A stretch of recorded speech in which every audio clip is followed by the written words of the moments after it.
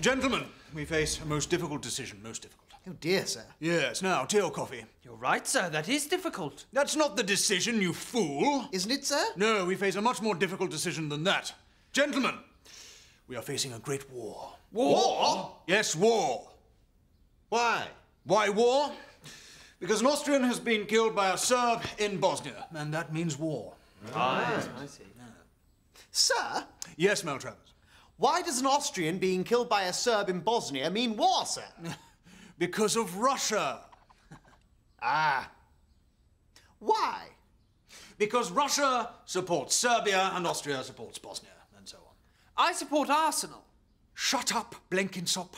So an Austrian has been killed by a Serbian in Bosnia, which means Austria might invade Serbia and then Russia will invade Austria. Correct. Any questions? Yes, sir.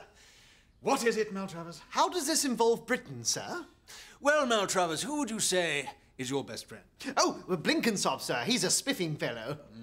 And if I were to punch Blenkinsop in the nose, what do you think he would do? Well, nobody punches Blenkinsop and gets away with it. Thanks, old bean. Exactly, exactly. So, if Russia threatens Austria, Austria's best friend will offer support. And who is Austria's best friend? Not Blenkinsop? No, Germany. Germany is Austria's best friend, Maltravers. Austria and Germany sitting in a tree. K-I-S-S-I-N-G. Yes. So, if Russia were to attack Austria, Germany would attack Russia. But that will leave Germany undefended on the other side. So, if Germany were to attack Russia, she would also have to attack France. France? Yes, France. And if Germany were to attack France, it would leave Belgium threatened. And Belgium is our friend. So, we would hop in there to defend them.